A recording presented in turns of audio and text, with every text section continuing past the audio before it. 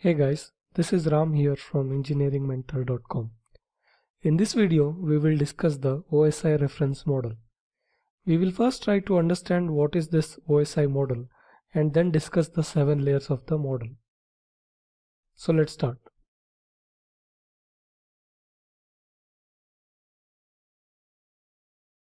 As we discussed in our previous video, the main idea with computer networks is communication between different systems. The purpose of communication can be information sharing. Suppose we have two systems A and B which want to communicate with each other.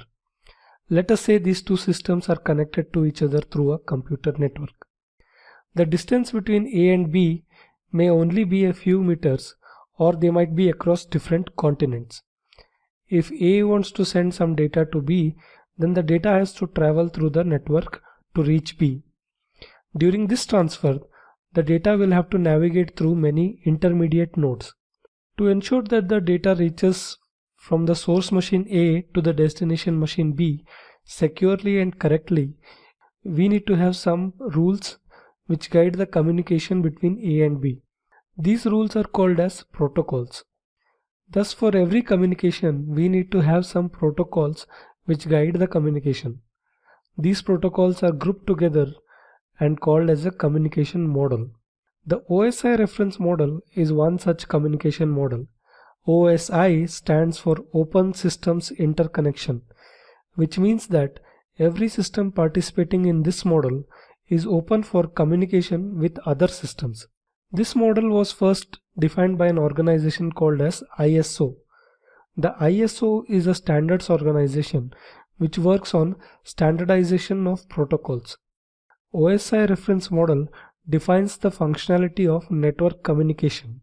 The OSI model divides the communication into 7 layers. Let us now look at each of these layers in detail. This is how the OSI model looks like. At the first glance, you might feel that this is complicated and hard to remember. But hold on to that thought. The OSI model is very easy to remember. All you have to do is remember these 7 layers. In our previous example, we said that system A wants to communicate with system B over the network. This model depicts the same process. These are the end systems A and B connected by a network. The intermediate nodes implement only the bottom 3 layers of communication, since their task is to just pass on the data along the navigation path. The top 4 layers are implemented only by the end systems, but the bottom 3 layers are implemented by all the nodes in the path. Every layer has some protocols using which it communicates with the corresponding layer in the other system. So these dotted lines indicate protocols. We call these as application layer protocols, presentation layer protocols, session layer protocols, and so on. Every layer also communicates with the layer above and below it. We say that every layer provides some service to the layer above it.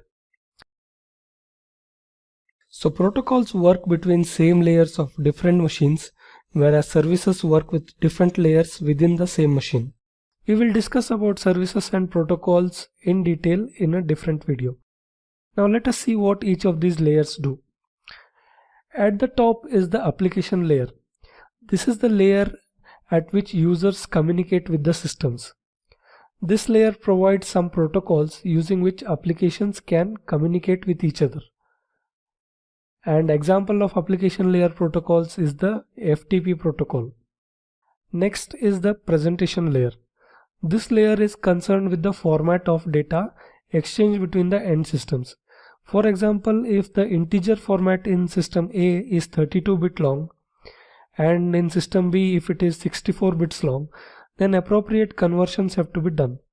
This is done by the presentation layer. Session layer allows users on different machines to create sessions between them. If an application creates different transport streams, a session layer can bind all these different streams belonging to the same application. For example, if you are doing a video chat, Then the session layer combines the audio stream and the video stream. Transport layer receives the data from the session layer and divides it into smaller units called as messages.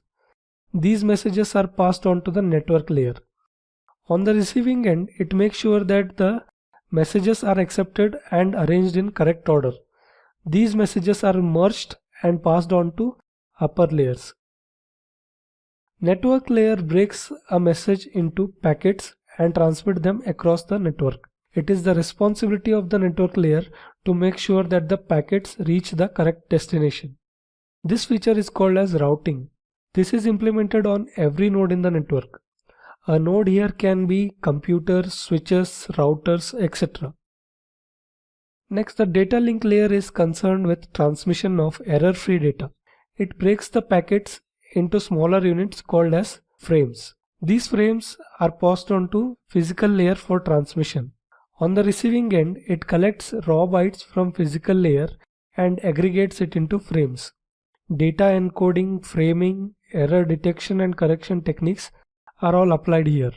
The bottom layer is the physical layer, which is concerned with transmission of raw bits over the communication link.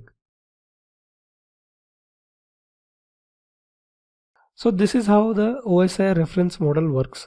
There is another reference model called as the TCP/IP reference model, which we'll discuss in another tutorial. So now let's do a quick recap. The application layer is where the users interact with applications to provide data. The presentation layer is concerned with format of data exchanged between the end systems. The session layer allows users on different machines to create sessions between them. The transport layer is concerned with end-to-end communication of messages. The network layer is concerned with routing of packets to correct destination. The data link layer is concerned with transmission of error-free data in the form of frames. The physical layer is concerned with transmission of raw bits over the communication link. So that's it for this video, guys. If you found this video useful, press the like button below and share with your friends on social media. For more resources, visit our website engineeringmentor.com or connect with us on Facebook and Twitter. Subscribe to our YouTube channel to keep track of all our latest videos. Thanks for watching.